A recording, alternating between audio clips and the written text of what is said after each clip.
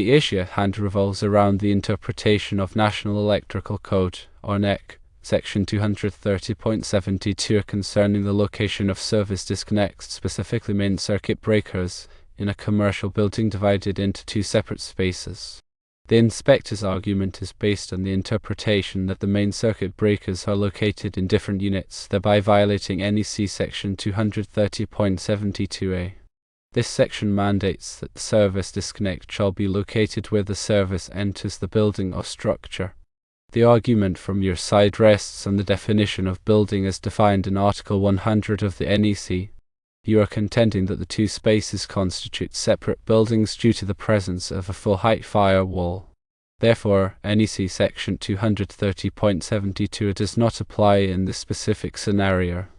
Article 100 defines a building as a structure with a roof and walls, such as a house, factory, store, warehouse, or office, that is intended for supporting or sheltering any use or occupancy. The NEC itself does not offer a definitive explanation or clear-cut definition of what constitutes separate buildings.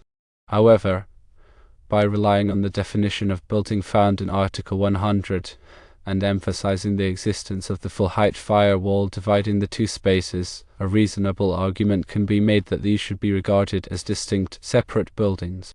To further bolster the argument, it's useful to consider precedent or interpretations provided in resources such as the NEC Handbook.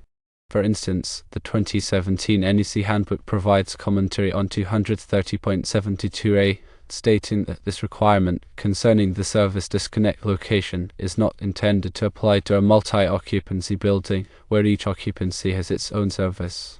In such cases, the service disconnect for each occupancy would be located where the service enters the occupancy.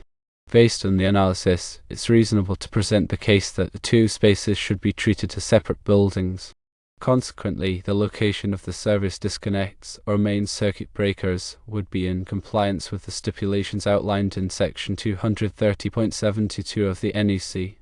However, it is very important to acknowledge that the final decision ultimately rests with the electrical inspector overseeing the project.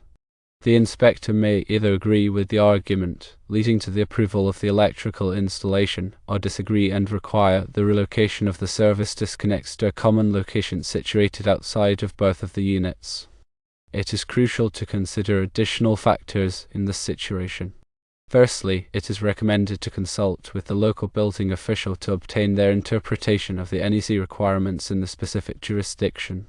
Secondly, if encountering resistance or disagreement from the inspector, it may become necessary to provide documentation, professional opinions, or supporting evidence to strengthen the argument and case for the separation of the spaces into two distinct buildings. Here is further analysis. It is important to consider the overall intent of NEC Section 230.72a. The primary purpose of this requirement is to ensure that the service disconnect is readily accessible to firefighters and other emergency personnel. This allows them to quickly de-energize the electrical system in case of a fire or other emergency. In a multi-tenant building, it may not be practical to locate the service disconnect for each tenant in a common location. This is especially true if the tenants are located on different floors or in different parts of the building. In these cases, it is generally acceptable to locate the service disconnect for each tenant in their own space. However, it is important to ensure that the service disconnect is readily accessible and that it is clearly labeled. Another factor to consider is the type of occupancy. If the building is used for residential purposes, the NEC may have different requirements than if the building is used for commercial purposes.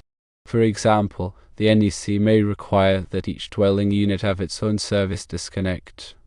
This is to ensure that each tenant has the ability to de-energize their own electrical system in case of an emergency. When arguing with the inspector, it is important to be polite and respectful. It is also important to be prepared to provide documentation to support your argument.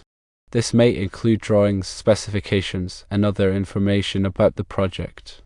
If the inspector is not convinced by your argument, you may need to appeal their decision to a higher authority. The appeals process will vary depending on the jurisdiction. However, It is important to follow the proper procedures and to be prepared to present your case in a clear and concise manner. In addition to the above, it may be helpful to consult with a qualified electrical engineer or other expert.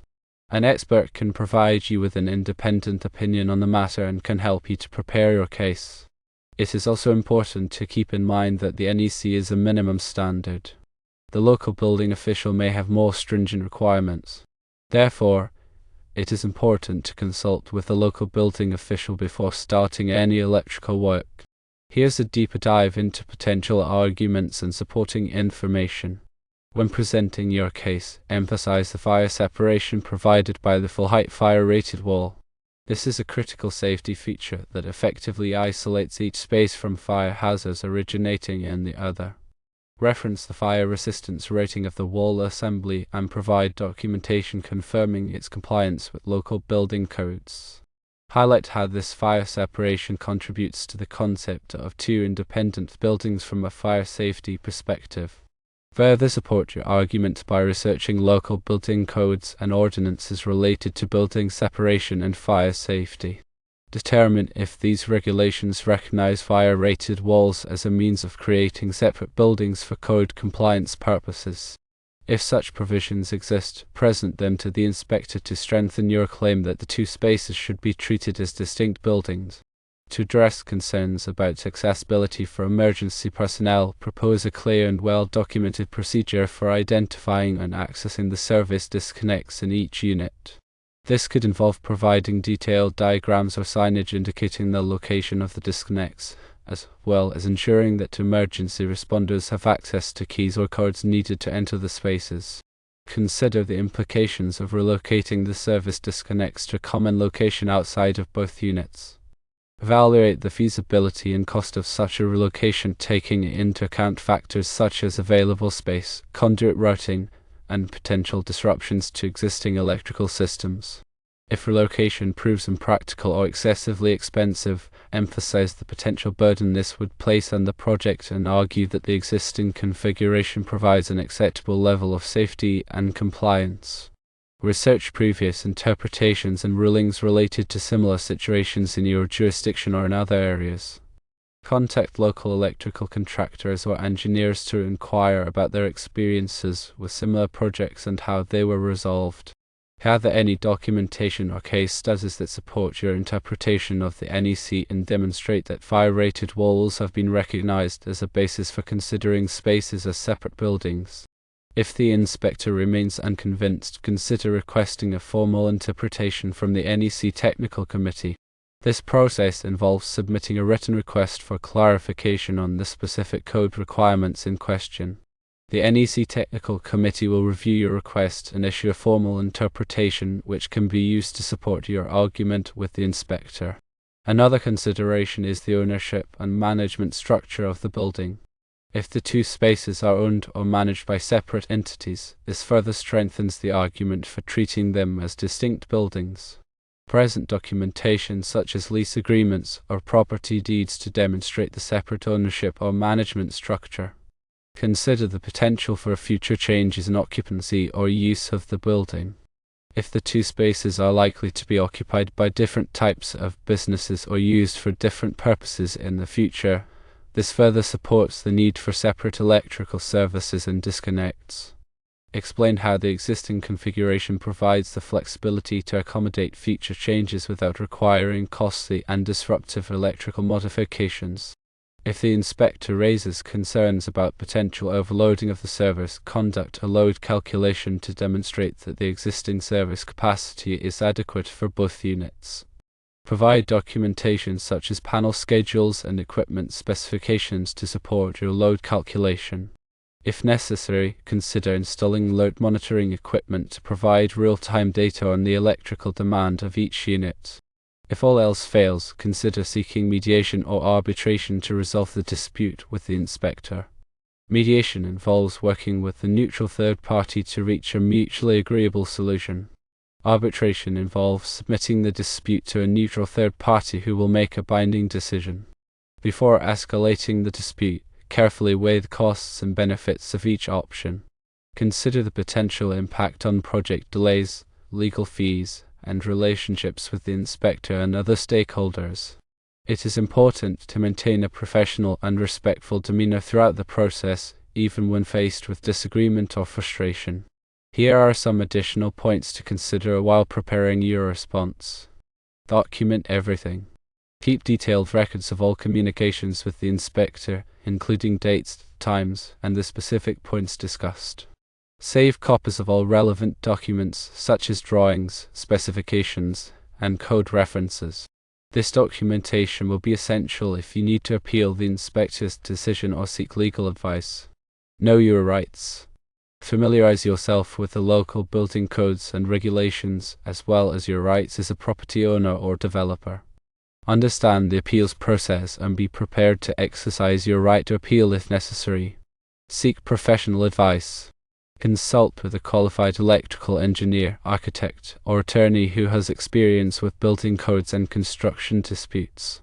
These professionals can provide you with expert guidance and representation throughout the process. Be persistent but reasonable. Don't give up easily, but be willing to compromise if necessary. The goal is to reach a solution that is both compliant with the code and acceptable to all parties involved. Consider offering alternative solutions.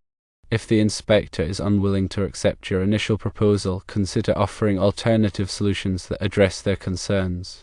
For example, you could offer to install additional safety features or to modify the electrical system in some way. Get it in writing. Any agreements or compromises that you reach with the inspector should be documented in writing. This will help to prevent misunderstandings and ensure that all parties are on the same page. Maintain a positive attitude. Dealing with building inspectors can be frustrating, but it is important to maintain a positive attitude. Remember that the inspector is there to ensure the safety of the building and its occupants. By working together, you can reach a solution that meets everyone's needs. As a final point, understanding the inspector's perspective is key. They are bound to enforce the code as they interpret it, prioritizing safety and compliance. By understanding their concerns and addressing them directly with clear evidence and reasoned arguments, you increase your chances of a favorable outcome.